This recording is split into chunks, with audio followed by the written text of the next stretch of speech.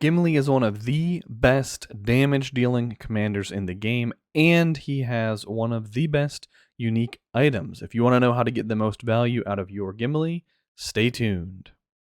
All right, let's start things off by going over a report. This is Gimli versus Sunind. I do not have Gimli leveled up this season, and I don't have him anywhere close to respect 10 for his unique item, so I asked a friend of mine to share a report. He was happy to do so and said I could use it in this video. As you can see, the gear is relatively equal overall, with both players having nearly fully upgraded purple gear, Sunind opting for the standard ranged build on her, and Gimli just going for damage. My friend T did say that he does not think that this gear is perfectly optimal, and so we can talk about some gear choices in a minute, but I just wanted to share the report at the beginning of the video. We can see Gimli cranking out 235,000 commander damage. He is an absolute monster when it comes to dealing damage. He can easily break 200,000. I think I've seen him hitting with his unique item and some better gear. I've seen Gimli's hitting like 280,000 commander damage in a single fight. Absolute damage machine. And we'll go ahead and pull up the build as well. This is what I would consider the standard Gimli build. This is top R0, so you take the full experienced warrior tree, the full Durin's blood tree, and then you just put leftovers into his R5. Some people like putting a couple points into the bottom R0 to pick up Protect Elves. I don't really think it's worth it because I don't think you're ever really going to be running Sentinels or anything on Gimli that you would want that ability for. And I do want to point out one of the important things that is kind of a source of confusion. I know it messed with me in the beginning. Is Lord of the Glittering Caves says, against enemy melee units, damage dealt is increased. However, I want to point out that this does not actually affect Gimli himself, and I'll go ahead and pull it up in the combat log to show that as well. So you can see Gimli activates Lord of the Glittering Caves. Damage caused to melee by Guardians, Guards of the Tower, and Ram Rider are increased. This does not affect Gimli. I wanted to point that out because a lot of people, including myself at first, debated should you take the R5 tree or should you take the top R0 tree. And given the fact that this doesn't improve Gimli's effectiveness, I think the very clear answer is the top R0 tree. And the last thing I want to point out as far as skills go, actually, let me just go ahead and pull up my poor low-level Gimli. You'll have to ignore his skills. As I just put points into random stuff as he was leveling off of tips. The one thing I want to point out is it is important for you to put a point into all in after any of your other damaging skills, and you want to go ahead and put a point into heavily wounded right after that point in all in. This way, anytime all in gets activated, the very next thing that happens is heavily wounded gets activated. Since you're not going to be skilling up heavily wounded, it only does 70% damage, which means it's the perfect skill for eating the reduced damage effect that all in carries. If you don't do it in that order, then you could auto attack after all in, and your auto attack will be reduced rather than the heavily wounded hit. So you will save yourself a few thousand damage. I should say you'll deal a few thousand extra damage if you put the point into heavily wounded immediately after the first point into all in, and just take that first point into all in after you have a point in all of your other damaging skills. That's kind of the easy way to explain it. If you want to know more about how the order in which you skill your commanders impacts them in combat, I do have a video about that. And I guess go back to my Gimli. We'll talk about itemization for now. Gimli's unique item is absolutely fantastic. It is Balance Axe. It has an impressive amount of might.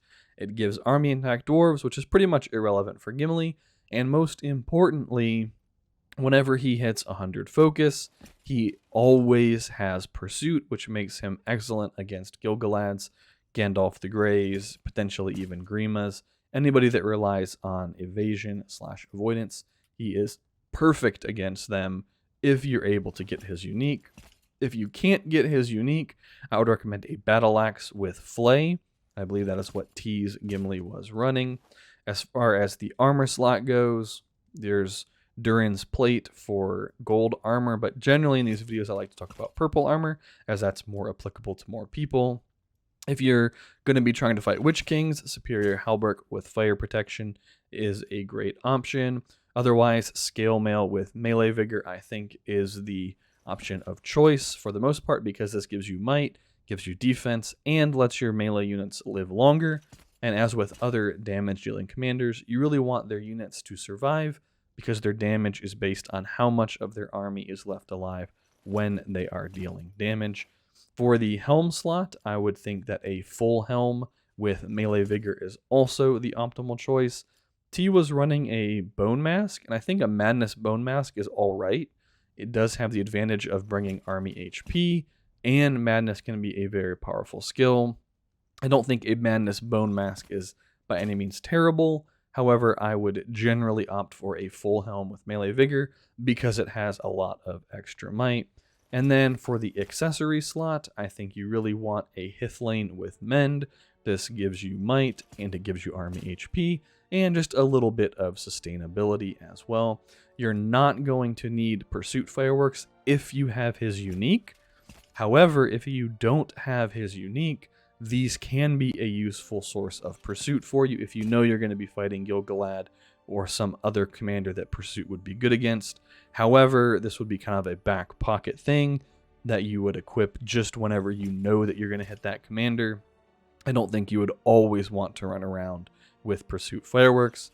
It is just a really good item to have, though. In the current metagame, you can pass it around to plenty of different commanders and use that in order to counter Gandalf the Grey, Gil-galad, and people like that. And finally, we will talk about army composition.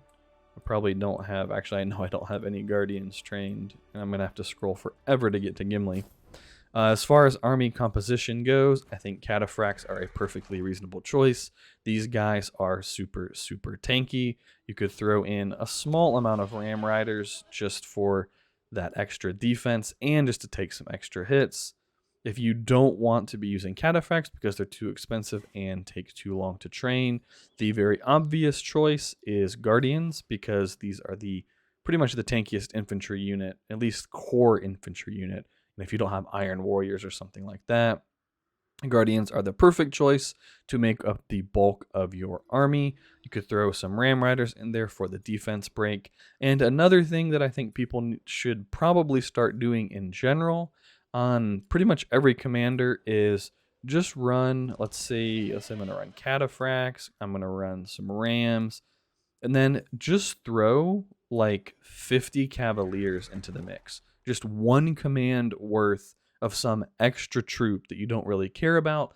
That way, these guys could soak up a full attack. You know, maybe that full attack would have killed 200 of your Cataphracts. It's only going to kill the 50 Cavaliers because there's no overkill damage in this game. So that's just one little trick that I think people can start taking advantage of, is if you're going to run like a mono stack on your commanders, unless it's a true mono stack commander like Gil-galad with full heralds, where you really want those heralds taking every single hit possible, running just one command of extra units to take extra attacks, I think is very advantageous. Alright guys, that's it for this video. Thank you for watching.